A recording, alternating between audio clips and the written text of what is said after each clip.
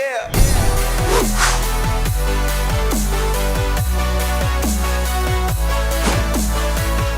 Welcome back to the Gridiron Expert, bringing you our 2020 college football recap, taking a look at a couple key numbers from us here at the Gridiron Expert, but also some key numbers from this college football season. And you know, guys, when I looked at these numbers, and when you look at these numbers, it's surreal.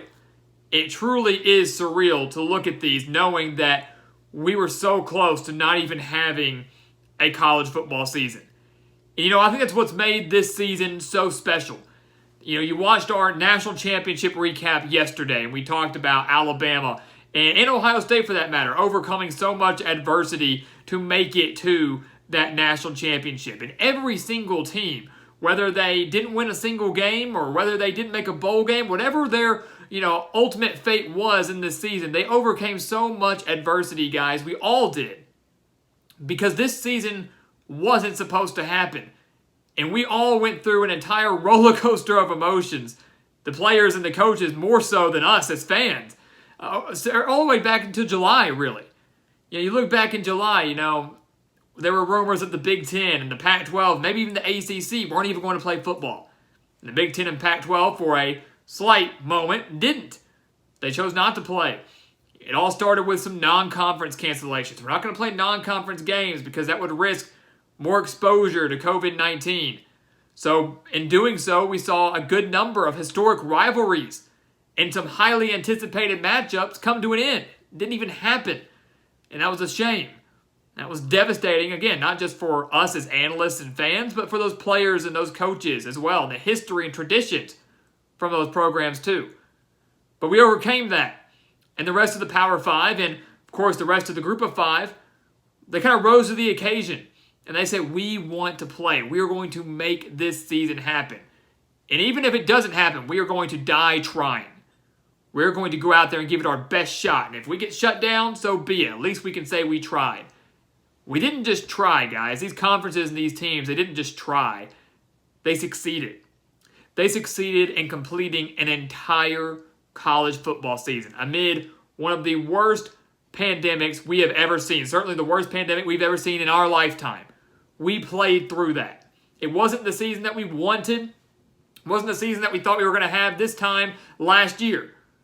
But we played a full season of college football. We crowned a deserving champion at the end of it. We saw so many classic games, so many classic moments. It was a season for the ages. It was a season that will not soon be forgotten, guys. A season that's going to go down as one of the wildest seasons in college football history. We persevered through that. College football persevered through that for the sake of the game, for the sake of the fans and the players and the coaches. And that, again, is why college football is the greatest sport out there, and why this season, to me, will always be one of the most special in my entire lifetime. So again, we take a look at some of these numbers now. We'll take a look at our big board first. What a season it's been for us here at the Gridiron Expert. We kicked off our predictions back in June like we always do, and at that time, we didn't know. We didn't know what this season had in store. We knew COVID was going on, but we were going to predict these games as if we were going to have a normal season. Of course, that didn't end up happening. But we ended up having, amid all the wildness of all the cancellations, the postponements, the opt-outs, everything, we had our best season ever here at the Gridiron Expert.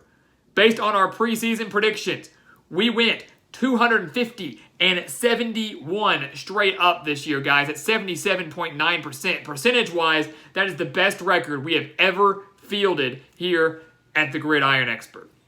Unbelievable. And we're so thrilled with that. Our overall record, our 4-year total, guys, we're coming up on year 5 of predictions this summer. Our 4-year total here at the Gridiron Expert, dating all the way back to 2017, is 1,419 and 439. How about that? We've predicted nearly 2,000 games here over the past 4 years at the Gridiron Expert. This doesn't even include bowl games and conference championships and stuff like that in our record there. 76.4%. That's our winning percentage, and we cannot be happier with that. Our against the spread picks, guys.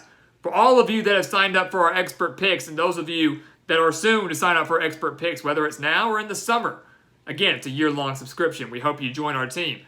One of the best marks in the entire country for the second year in a row. We are not exaggerating that. We're not making that up. We're just thrilled to have it. 95-80 this year, 54.3% against the spread. If you remember, we promised you all year long we would reach 53% or better by season's end. We hit that and then some, 1.3% above our target. 95-80 on the year. Our overall 2-year total, last year and this year's combined, since we started releasing our expert picks to you guys, 269, 228, and 1, which again is 54.1%. Still good for one of the best marks in the entire country. Doesn't matter where you go.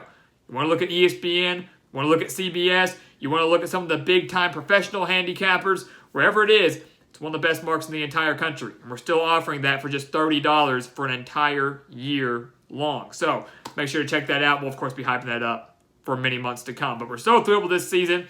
Out of everything, we couldn't be happy with our records. Could it have been better? Sure. But again, considering the circumstances, we're thrilled with it. Couple key numbers we want to look at from this college football season alone, guys. We talked about so much uncertainty. And earlier in the year, the season got off to a slow start. If you remember, in 2020, the SEC did not start until the end of September. The Big Ten and the Pac-12 didn't join the fight until later on, late October, early November. We didn't get to see so many elite teams start their seasons till much later than usual.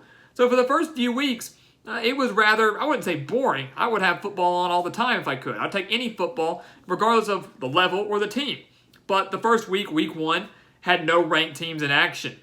Biggest games that week, if you remember, were BYU Navy, Arkansas State Memphis, even SMU Texas State. That was week 1. So it took a while to get going, guys. But as the season progressed, we started to say, yeah, COVID-19, playing in a pandemic, that's crazy enough. But if you look at the results from these games, this has a chance to be the wildest season since the 2007 season. Maybe you're not old enough to remember that, but the 2007 season was one of the wildest, and maybe for some still is the wildest college football season in history. A 2-loss LSU team that year ended up winning the national championship. Of course, that was still back in the BCS era. But you started to look through these numbers here over the course of the year. 79 ranked teams lost in 2020. That includes conference championships. That includes bowl games. 79 ranked teams lost. 36 of those ranked teams that lost, guys, 36 of them fell to unranked opponents. So we're talking almost, just a little under half of the ranked teams that lost this year lost to unranked opponents. How about that? Not very often you see numbers like that, guys. Sure, we had plenty of good ranked versus ranked matchups, but when almost half of your ranked teams fell to unranked teams, that's pretty crazy. And I look at week 5. Week 5 of this season, guys, as maybe my favorite week of this 2020 season, at least when it comes to chaos. We saw so many upsets. 8 ranked teams going down in week 5. A couple notable results from that week. Arkansas went on the road to Starkville and took down number 16 Mississippi State, the team that had just taken down LSU the week before. The reigning national champs in Death Valley by 10 over, 700 yards of offense led by KJ Costello. Arkansas beat them on the road. TCU went on the road, took down number 9 Texas, 33-31. North Carolina State, who ended up having a fantastic season, beat number 24 Pittsburgh, 30-29. Tulsa came back down 18 to defeat number 11 UCF on the road, 34-26. Iowa State defeated number 18 Oklahoma, 37-30. Auburn was the 7th ranked team in the country. They fell to Georgia, 27-6. So many teams go down in week 5. That, to me, was the most chaotic weekend of the year. It's also fun to look at that, guys, and to see how much has changed and how much changed from week 5 to the end of the year. Arkansas ended up winning 3 games. Mississippi State sure made a bowl game, but they weren't the 16th ranked team in the country, guys. They fell off quick after that loss to the Razorbacks. Iowa State, when they played Oklahoma, the Cyclones weren't even ranked.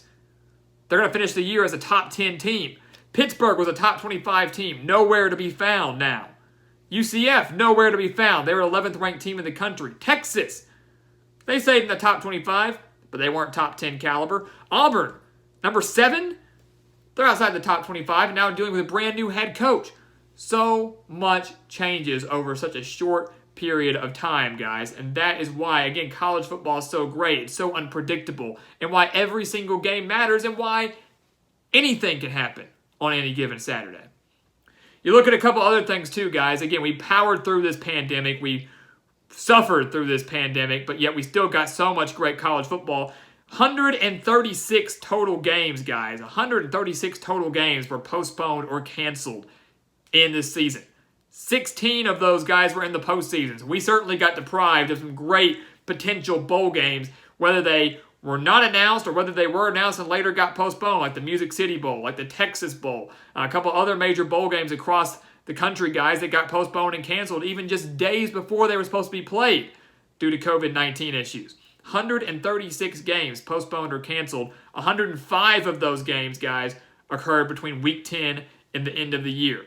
So we made it about 10 weeks. We made it 10 weeks with only 31 games getting postponed or canceled. It's pretty dang good. Again, wouldn't you have hated yourself? Wouldn't we have hated ourselves for not even trying to play football? Wouldn't you have hated that? 31 games for 10 weeks, not bad at all. It got picked up towards the end of the year. But by that point, we were too close to not finish the job. And we did just that. We limped to the finish line, and we got the job done. Again, guys, there are so many ways you can interpret this college football season. Maybe you didn't like it. Maybe you didn't enjoy it. It certainly wasn't the way any of us envisioned it. But at the end of the day, college football is college football. I'm going to take it any day of the week. I'm going to take it rain, snow, sleet, hail, COVID, no COVID. I do not care. But this absolutely was a season for the ages. Season for the ages for us here at the Gridiron Expert. A season for the ages for every team, program, fan, coach, analyst, whoever across the nation, guys. And again, it wasn't possible, and it couldn't have been possible without the love and the support from all of us college football fans across the country. It's unbelievable. Unbelievable. So again, guys, 2020 recap, looking at our numbers, we looked at some numbers across the country. 136 games were postponed or canceled, and it didn't matter. It didn't matter. We powered through and completed, again, the most historic college football season in history.